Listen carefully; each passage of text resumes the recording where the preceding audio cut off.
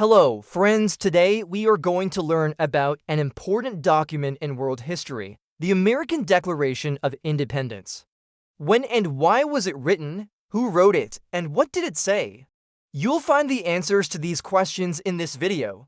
The American Declaration of Independence was written on July 4, 1776. It was the day when the Continental Congress adopted the document and declared that the 13 American colonies were free and independent states, no longer under the rule of the British king.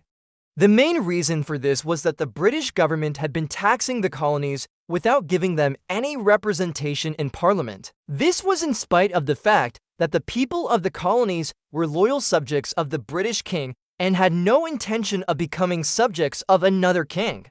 As Thomas Jefferson said in the document, we hold these truths to be self-evident, that all men are created equal, that they are endowed by their Creator with certain inalienable rights, that among these are life, liberty, and the pursuit of happiness. The document was drafted primarily by Thomas Jefferson, a young lawyer from Virginia. He was assisted by John Adams, Benjamin Franklin, Robert Livingston, and Roger Sherman.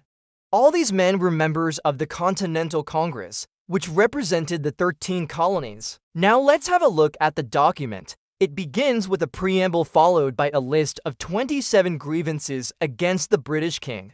The preamble, or the introductory statement, says that all men are created equal and that they are endowed by their Creator with certain inalienable rights, that among these are life, liberty, and the pursuit of happiness. It is from this premise that the right of the people to alter or to abolish the existing government and to institute a new one is derived.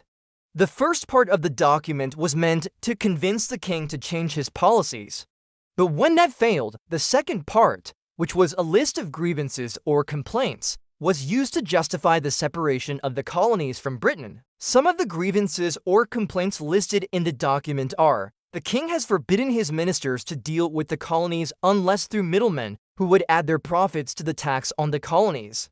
In this way, the king has obstructed the growth of agriculture, manufacturing, and trade in the colonies. The king has also deprived the colonies of trial by jury and has subjected them to the arbitrary decisions of a single judge.